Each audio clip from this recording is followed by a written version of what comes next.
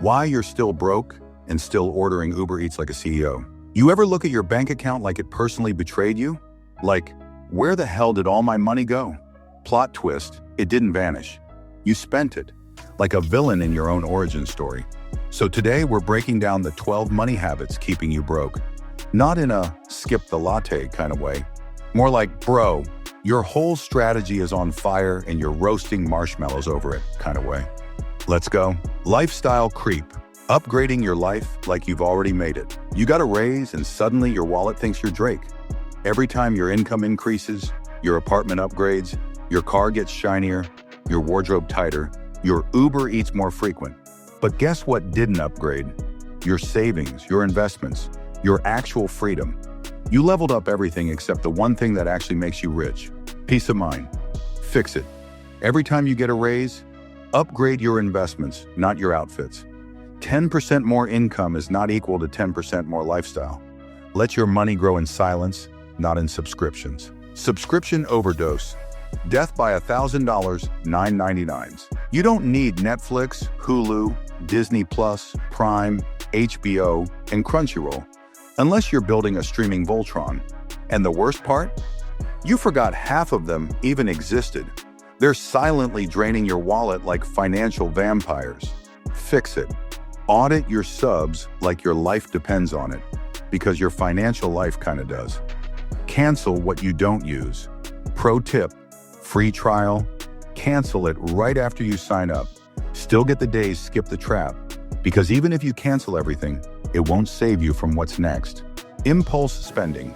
Treating every store like it's a reward system. You walked into Target for toothpaste and left with $112 of vibes.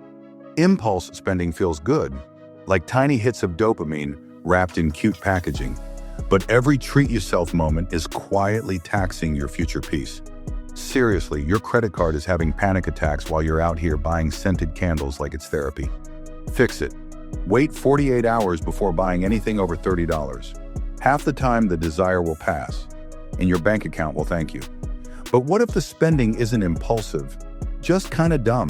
Financing flex culture. Buying stuff you can't afford to impress people you don't like. You're leasing a BMW but can't afford the oil change. Financing something flashy makes you feel successful. But wealth isn't loud. Broke people finance their image. Rich people finance assets. Big difference. You're not leveling up. You're just renting the illusion of success. Fix it. Delay the drip until the money's boring. If you need to finance it to afford it, you can't afford it. Period. But okay, what if you're not flashy? You're just always broke, living paycheck to paycheck. Like it's a personality trait. You get paid, and within 72 hours, it's all gone. Every time. No savings, no buffer, no plan, just vibes and overdraft fees. This isn't adulting, it's financial Russian roulette. And spoiler alert, the house always wins. Fix it. Set up a system. Pay yourself first. Auto transfer to savings account or investments. Track where your money actually goes. Yes, actually. And live on less than you make. Aggressively. Speaking of aggressive, not investing because it feels risky. You're scared of the stock market but cool with gambling. Your entire future on your job not firing you. Not investing doesn't make you safe. It just makes you slow. You're not playing it safe. You're just sitting out of the game entirely. Fix it. Start with index funds.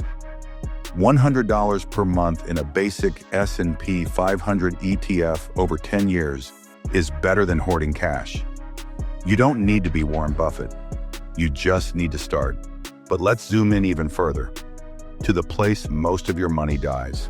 Eating your net worth one delivery at a time. You spend more on Uber Eats than your emergency fund.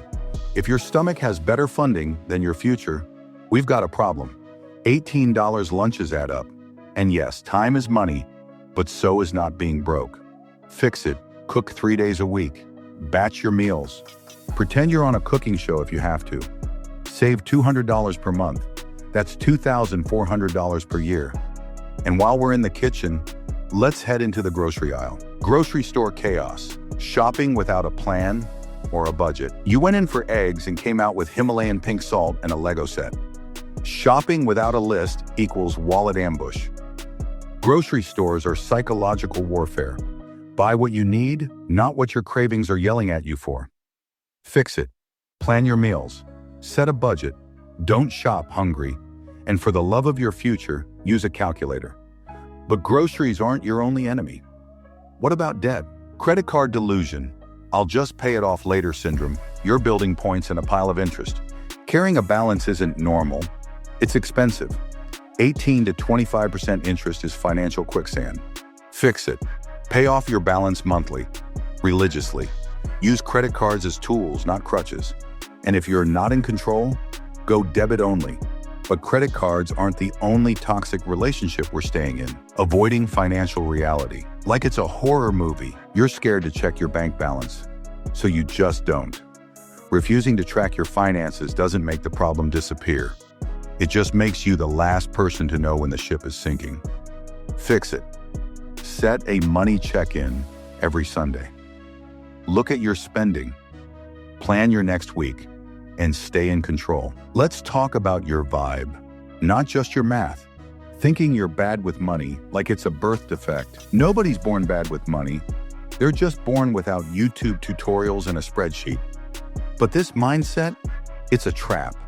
You've convinced yourself that financial success is for people who get it, and you're just not wired that way. Fix it. Flip the script. Money is a skill, not a personality trait. You weren't born knowing how to walk either, but here you are, strutting around like a pro. Financial comparison, competing with highlight reels. You're broke because you're trying to keep up with people who are also broke, just louder. Instagram isn't a bank statement. Most of what people flex is finance, filtered, or flat out fake. Fix it. Focus on your net worth, not their net clout. Unfollow, mute, detox. Build wealth in silence. Flex later or don't. That's real power. Shift from scraps to strategy. Your financial identity needs a rebrand. Saving isn't about being cheap. It's about being smart enough to control your cash before it controls you. You're not broke because of one bad decision. You're broke because of daily habits that act like termites, quietly wrecking your foundation. Flip the switch. Know your numbers. Spend with purpose. Make your wallet a weapon, not a wound. Poor is a phase. Broke is a mindset. You don't need more money to stop being broke. You need a new relationship with the money you already have. Most people aren't poor because they're lazy. They're poor because they keep doing broke people stuff. So stop. Do less broke people stuff. Your future self is watching.